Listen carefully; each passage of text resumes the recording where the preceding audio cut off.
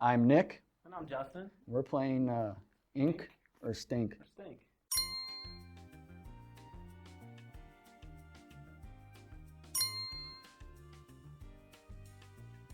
Stealing tattoos? Big stink. You hate to see that. People work hard on their designs. People pay a lot of money for their tattoos. Don't copy theirs. Okay to be inspired by, Correct. but don't directly copy. And most respectable artists won't want to copy somebody else's work. Most people just say, hey, I could do that better. So, you know, just let me do it in a different way. Yep.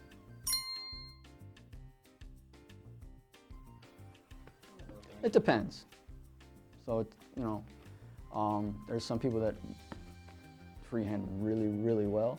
A lot of artists that do that don't necessarily know how to tattoo properly. And they do it as a way to like wow their clients and to wow people like, oh, he freehanded this. And it's like, yeah, it looks like it because it's not good.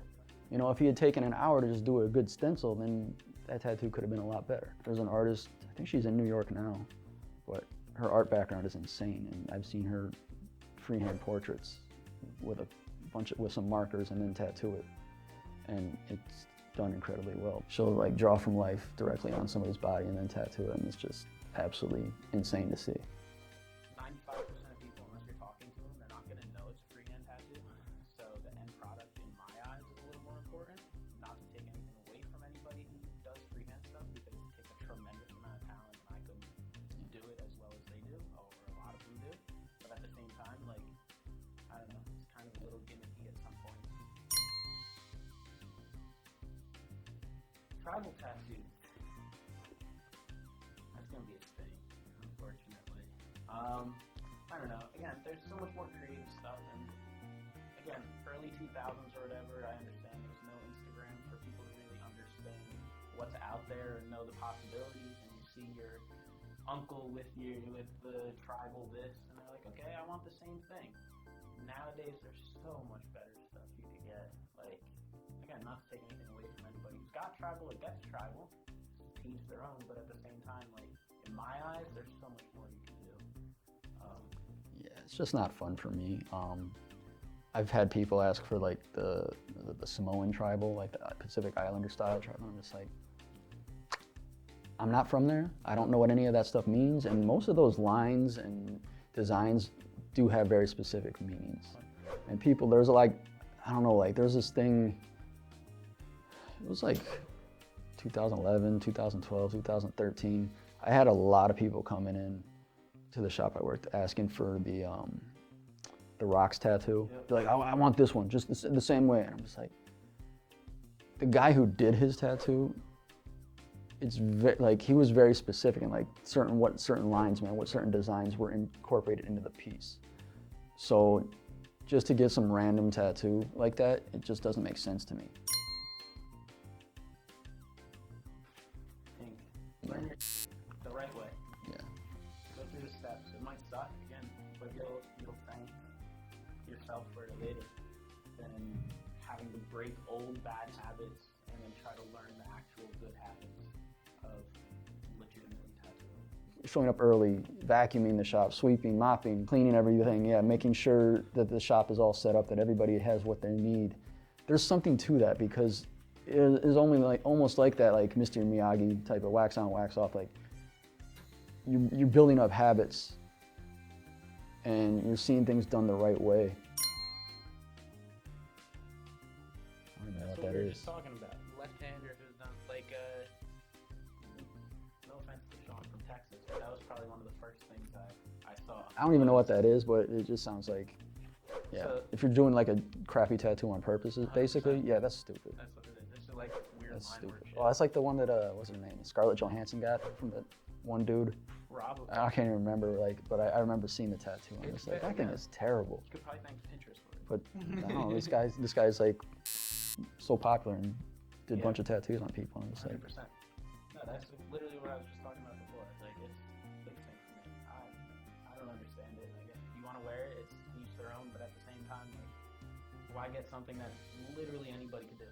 Like, you're doing it with your left hand and it looks bad. Like, I don't know. Not for me. Not for me. yeah, I don't get purposely getting a bad tattoo. Nope. Nope. Nope. Think. Nope. You want to throw some Bactine at the end? That's the good stuff. But that's like last hour. Like, the skin's got to be broken or something like that.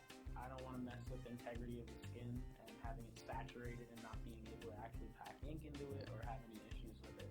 Changes the texture of the skin, it clogs the needles, and it affects the quality of the tattoo.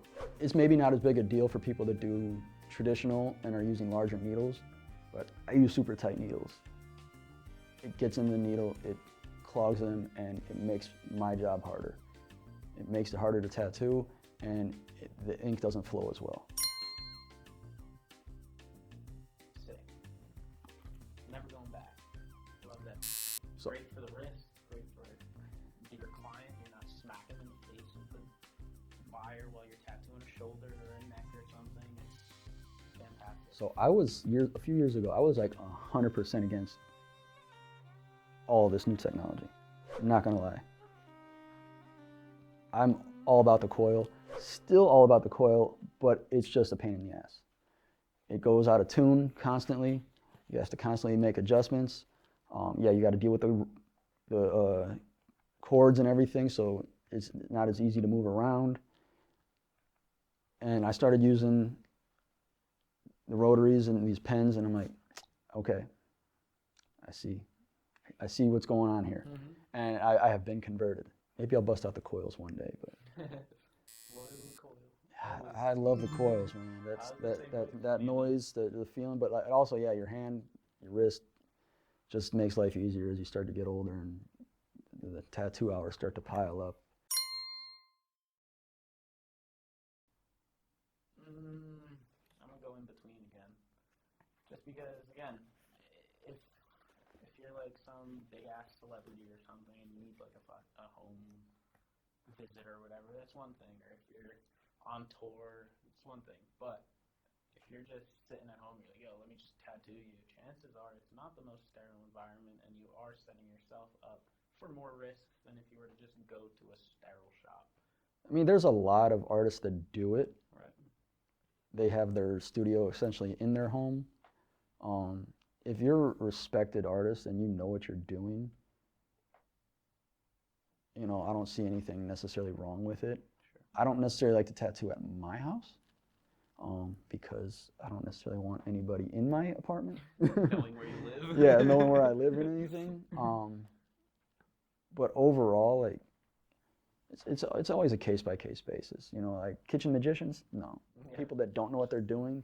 But, you know, if you got the whole setup, you got Maticide, you got everything you need to wipe everything down, sterilize, you got, you know, different things to put the setup on,